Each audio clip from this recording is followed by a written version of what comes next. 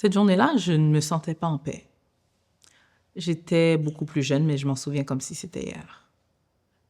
J'étais déçue de moi-même et je pensais que le ciel allait me tomber dessus. En fait, cette journée-là, il pleuvait, il y avait du vent, il y avait des orages. Pour moi, c'est comme si Dieu était fâché contre moi.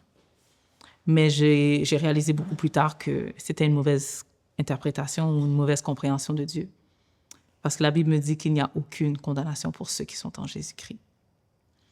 Pour revenir à mon histoire, cette journée-là, je devais sortir et je commençais à éprouver du regret. Et dans cet arrêt d'autobus-là, pendant qu'il pleuvait, je pleurais. Et au moment où j'allais m'exprimer pour dire « Seigneur, pardonne », mes yeux ont vu un arc-en-ciel et j'ai senti une paix m'inonder, comme Dieu qui me disait « Je te pardonne ». Et à ce moment-là, j'ai compris qu'avant même que j'aie prononcé cette prière, il m'avait répondu. J'ai ressenti son amour, j'ai ressenti son pardon. Et en 2012, j'ai écrit une chanson pour exprimer mon besoin de Dieu. J'ai exprimé comment il m'a sauvée et il m'a rachetée.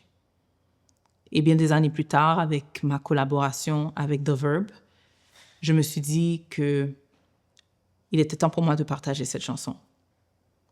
Et cette collaboration m'a ouvert les yeux aussi sur l'importance de me concentrer sur un seul thème. Parce que ma chanson allait d'un thème à l'autre.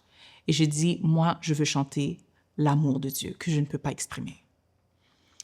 Et dans le processus de travail, j'en suis arrivée à ce que vous allez entendre. Et je peux vous dire qu'on peut chanter sur beaucoup de choses. Des interventions, des événements passés, la joie.